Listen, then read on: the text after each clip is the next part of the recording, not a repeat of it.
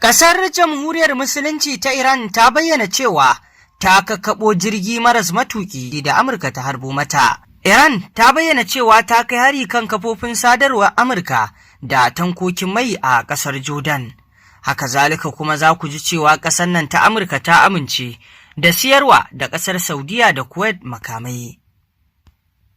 Pakistan ta yi kira ga Iran da Amurka su koma kan teburin sulhu. Masu saurare ku gyara zama domin jin waɗannan jerin rahotannin labarai da muke tafa da su. Bari mu fara da batun da ƙasar Iran ta yi na cewa ta kakkaɓo wasu jirage maras matuƙi da Amurka ta harbo mata. Iran ta ce ta kakkaɓo jirgin Amurka maras matuƙi samfurin MQ-9 wanda ta ce yana shawagi a sararin samaniya a saman birnin Andimeshk. A cewar dakarun juyin juya halin ƙasar an kakkaɓo jirgin ne ta hanyar amfani da sabbin makamanta na tsaron sararin samaniya. Kamfanin dillancin labarai na Tasnim mai alaƙa da rundunar juyin juya halin ƙasar ya ce aikin kakkaɓo da jirgin ya yi nasara amma bai bayar da shaidar da za ta tabbatar da ikirarin ba.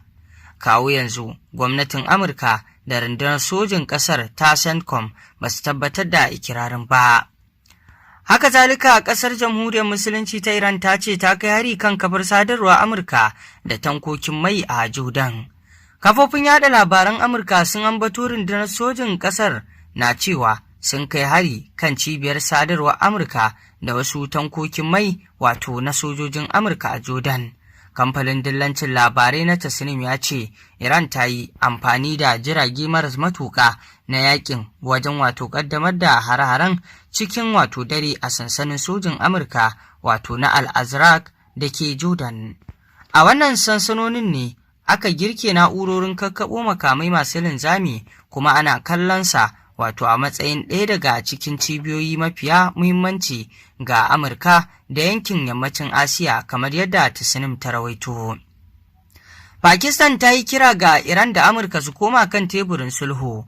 Ƙasar Pakistan ta ce ta yi kira ga Amurka da Iran su dakatar da yakin da ke tsakaninsu tare da komawa teburin tattaunawa domin gyara yarjejeniyar da aka cimma a watan da ya gabata. Kakakin ma'aikatar harkokin wajen Tahir Andrabi ya ce duk da ƙalubalen da aka samu wajen aiki da yarjejeniyar Pakistan za ta ci gaba da ƙarfafa ɓangarorin biyu don kawo ƙarshen rikicin. Muna fatan halin da ake ciki kan mashigar Hormuz zai daidaita al'amarin nan ba da jimawa ba. Ya ƙara jaddada muhimmancin mashigar tare da ci gaba da tsare ta da samar da 'yancin walwala ga jiragen da ke bi ta wurin. A wannan makon ne Amurka ta kaddamar da harare kan Iran yayin da ita ma Tehran ɗin ta mayar da martani wajen kai wa sansanonin sojin Amurka harare a yankin Gulf. Haka zalika ƙasar nan ta Amurka ta amince a siyarwa da Saudiya da Kuwait makamai. Ma'aikatar harkokin wajen Amurka ta amince da sayarwa Saudiya makamai na kusan dala biliyan 1.96 domin ƙarfafa tsarin kariyar sararin samaniyar ƙasar. Matakin na zuwa ne a daidai lokacin da rikice-rikice ke ƙara ƙamari a yankin gabas ta tsakiya. Sayar da makaman ya samu goyon bayan manufofin harkokin wajen Amurka da kuma muradin tsaronta ta hanyar ƙarfafa wata muhimmiyar ƙawar ƙasar wadda ba ta cikin ƙungiyar NATO. Saudiya na taka muhimmiyar rawa wajen tabbatar da zaman lafiya da bunƙasar tattalin arziki a yankin tekun Fasha, a cewar sanarwar ma'aikatar harkokin wajen Amurkan. Ma'aikatar ta kuma bayyana cewa yarjejeniyar sayar da makaman ta kunshi na'urorin sarrafa makamai masu linzami har 20,000 waɗanda za a yi amfani da su wajen hare-hare ta sama da ta ƙasa. Yarjejeniyar ta kuma haɗa da na'urorin harba makamai da bama-bamai da kayayyakin gyara da horaswa da kuma tallafin dabaru da sufuri.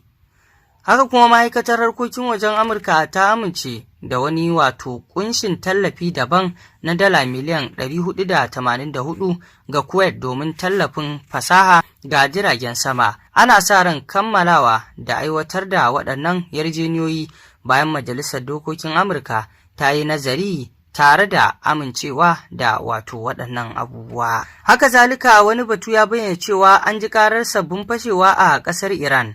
An ji karar fashewar abubuwa a sassa daban-daban na Iran, ciki har da yankunan da ke nesa da tekun Fasha.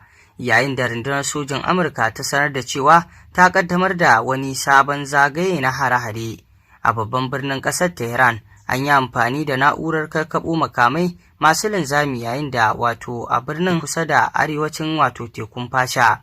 Kafafen yada labaran ƙasar sun ce an kwashe marasa lafiya daga wani asibiti saboda hare-haren makamai masu linzami da aka kai a kusa da yankin. Babban mai shiga tsakani na Iran wato a tattaunawa da Amurka, Muhammad Bakir Kalibab ya fitar da wata sanarwa yana mai cewa ƙasarsa na ci gaba da wato bin tafarkin tattaunawa da kuma wato yaƙi a lokaci guda, amma ya zama dole Iran ta ci gaba da rike ikon kula da mashigar Hormuz. Inda Iran ta mayar da martani wato na cewar za ta mayar da hankali ne wajen lalata cibiyoyin sojin Amurka da ke yankin gabas ta tsakiya baki ɗaya. Wannan ana kallon shi a mazaunin wata dabara ce da ƙasar Iran ta ɗauko idan har ta lalata dukkan sansanin sojin Amurka da ke yankin gabas ta tsakiya, to fa ta yi wa ƙasar nan ta Amurka babbar illar da wato ba za ta ƙara wato yin abin da ta yi ba. Saboda ana kallon ƙasar nan ta wato Amurka ta kafa sansanoninta ne a waɗannan ƙasashe a gabas ta tsakiya domin ta samu ƙarfin iko a gabas ta tsakiya. To kuma idan har aka ce Iran ta samu nasarar lalata dukkan waɗannan sansanoni na ƙasar Amurka da ke yankin gabas ta tsakiya, to kafin a ce Amurka ta sake iya kafa su, to fa babban aiki ne a gare ta. Kamar yadda muka sani, kuɗaɗe ne masu tarin yawa Amurka ke kashewa domin kafa sansani, kuma sannan ga asarori manya da ta tafka a cikin yakin, kuma har yanzu ci gaba ake. To kaga kenan idan har nasara ta samu Iran ta samu tarwatsa dukkan sansanonin sojin Amurka, to shi kenan an yi wa wato Amurka babban wato illa a gabas ta tsakiya wadda ba lallai ta mai da illar ba. Kuma wannan abubuwa na asarori da ƙasar Amurkan ke tafkawa shine ake kallonsa a mazaunin yanzu ya sanya Donald Trump, shugaban ƙasar Amurka, yake neman a sulhunta wannan yaƙi a kawo ƙarshensa, domin irin asarar da ƙasar Amurka ke tafkawa cikin yaƙin abubuwa ne da zai janyo koma baya. Kuma kazalika Republican na fuskantar wani al'amari dangane da zaben da yake shirin karatuwa na majalisu, wanda tsaiko ne da bakin jini da Donald Trump ke janyowa kansa da kuma jam'iyyarsa, inda babu shakka dole ta sa Donald Trump yake neman hanyar wato magance al'amarin.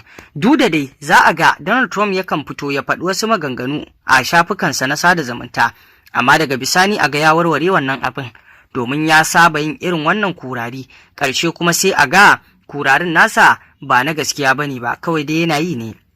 Wanda a yanzu za a iya cewa ƙasar nan ta jamhuriyar musulunci ta Iran nasara ta ce a cikin wannan yaƙi, duk da cewa Amurka da Isra'ila su suka sa kafa cikin yaƙin suka shigo, to amma ƙarshe dai su za su fice daga ciki. To masu saurare, ƙarshen rahotannin labaran kenan. Ku ci gaba da bibiyar labaran da muke kawo muku domin sanin abubuwan da ke faruwa a duniya baki ɗaya. Ku dangwala mana alamar subscribing sannan ku danna ƙararrawa domin sanin abubuwa mu ringa kawo muku rahotannin labarai da zarar mun ɗora kuma za ku ji mu.